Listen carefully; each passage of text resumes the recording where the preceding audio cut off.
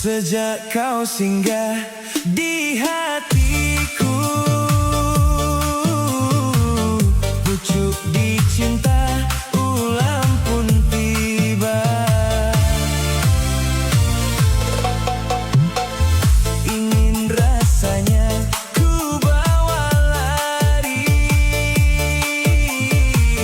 namun naluri tak sampai hati. Asam di gunung, garam di laut, dalam tempurung bertemu jua. Kalaulah jodoh takkan kemana. Ada apa dengan Real Madrid? Real Madrid saat ini benar-benar mengalami kekacauan di internal mereka. Setelah sebelumnya ada perkelahian antara Valverde dengan Tchouaméni sampai membuat Valverde mengalami cedera. Termasuk ada petisi Mbappe out yang ditandatangani oleh 70 juta orang. Saat ini termasuk mereka juga kalah dari Barcelona yang membuat Barcelona juara Liga. Dan banyak yang menilai ini tuh semua kesalahan dari awal setelah mereka memecat Xabi Alonso sebagai pelatih. Jadi kronologinya, Januari kemarin Real Madrid memecat Xabi Alonso hanya setelah 7 bulan menjabat gara-gara kalah 3-2 dari Barcelona di final Piala Super Spanyol. Penggantinya yaitu Alvaro Arbeloa yang seumur-umur belum pernah melatih tim senior, karirnya juga cuma di akademi dan tim cadangan. Dari situ semuanya mulai berantakan. Mbappe yang seharusnya jadi senjata utama malah jadi masalah di sini. Karena secara teknis nih, kalau kita lihat Real Madrid ini nggak pernah bisa seimbang kalau Mbappe dan Vini Junior main bareng. Lucunya Madrid justru tampil paling bagus waktu Mbappe absen. Menang 5 kali berturut-turut termasuk singkirin Manchester City di Liga Champions. Terus yang bikin fans jadi murka, waktu tim lagi berjuang dan dia lagi cedera nih, Mbappe malah liburan di Italia naik yacht seminggu sebelum El Clasico. Belum lagi perkelahian Valverde dan Tchouaméni di ruang ganti yang sampai bikin Valverde masuk rumah sakit karena cedera kepala. Keduanya didenda masing-masing 500.000 euro dan puncaknya kemarin, Barcelona mengalahkan mereka 2-0 di Camp Nou lewat gol Rashford dan Ferran Torres. Dan mereka resmi jadi juara La Liga. Dan Real Madrid resmi menjalani musim tanpa trofi untuk kedua kalinya berturut-turut. Yang menarik, ini tuh bukan cuma soal kalah menang, ini soal klub sebesar Real Madrid yang kehilangan identitasnya. Mereka punya skuad termahal, punya pemain-pemain bintang yang luar biasa, tapi ruang gantinya pecah, pelatihnya nggak punya pengalaman yang cukup, dan bintang terbesarnya justru jadi sumber masalah di sini. Nah, sekarang nama Jose Mourinho udah mulai disebut-sebut buat musim depan sebagai pelatih. Pertanyaannya, apakah Mourinho bisa memperbaiki kekacauan ini atau justru nambahin drama baru?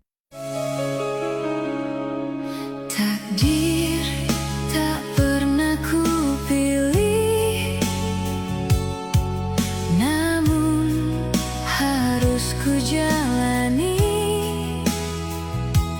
Langkah ini terasa perih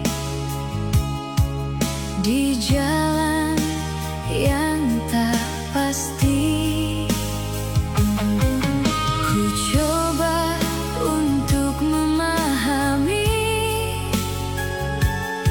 semua yang terjadi, meskipun hati sering bertanya,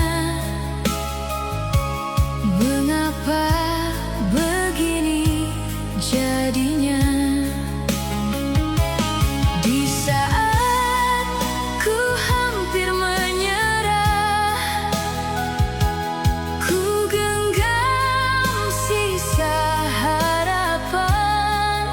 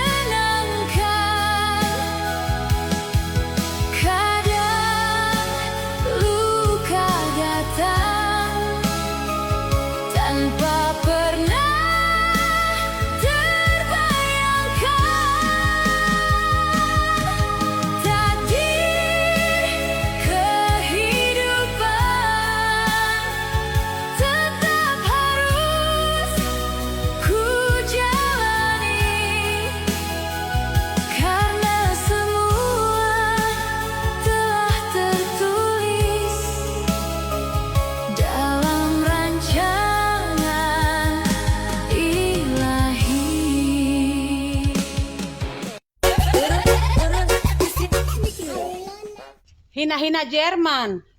Padahal ada Tagayt dengan fans Jerman baru. They've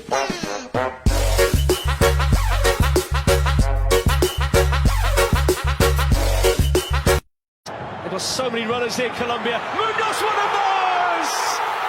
Munoz. But you can see defenders looking at the ball, and it's Lee, you go with your left. He backs himself just to flick it on. There's pace on the ball. It's a brilliant step through here, albeit wide. Held back in by Hamdamov. Ooh, is he going to go in? It is! What a moment!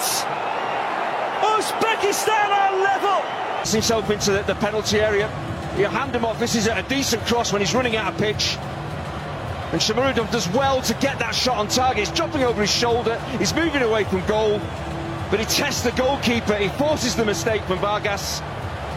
But for Fazalayev, he's following it in as well to get the glory. Puerta on the charge.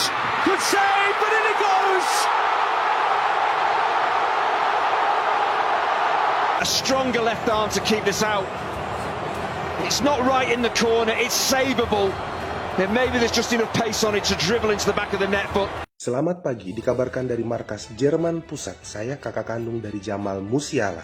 Hari ini semua publik menjadi heran, bingung. Kita semua bertanya-tanya, kenapa? Kenapa? Masa bisa? Portugal hari ini akhirnya bisa menahan imbang Republik Demokratik Kongo dengan begitu banyak. Begini baru bilang mau lawan Jerman, tidak bisa. Hari ini saya cukup terkejut karena teman saya, Abe, sangat mendukung Portugal dan dia cinta mati sama Portugal dari zaman Bahtera Nabi Nuh. Semoga pagi ini dia bisa masuk kantor, karena kalau dia tidak bisa masuk kantor, teman-teman mohon telepon, jauhkan benda-benda tajam, agar dia jangan sampai melakukan hal-hal yang tidak diinginkan. Selamat pagi. Neymar ke Piala Dunia ini karena kualitasnya atau cuma karena namanya? Carlo Ancelotti akhirnya membawa Neymar kembali ke skuad Brazil. Di satu sisi, ini masuk akal. Kenapa? Karena Neymar itu bukan pemain biasa. Dia top skor sepanjang masanya Brazil dan pengalamannya di Piala Dunia jelas nggak bisa kita remehkan. Tapi masalahnya, Neymar yang sekarang itu bukan Neymar yang dulu. Usianya udah 34 tahun. Lewat cederanya panjang dan kondisi fisiknya juga itu masih jadi tanda tanya. Dan Brazil sekarang tuh udah punya nama kayak Vinicius, Rodrigo, Rafinha, dan juga Endrick. Nah, jadi pertanyaannya, bukan lagi apakah Neymar layak dibawa, tapi Neymar harus jadi pusat permainan, atau cukup jadi senjata rahasia aja. Nah, menurut gue, Neymar itu masih layak dibawa. Tapi, kalau Brazil masih terlalu bergantung ke Neymar, itu justru bisa jadi resiko besar. Nah, kalau menurut lo, Neymar masih pantas gak sih jadi starter Brazil, atau cukup jadi super sub aja?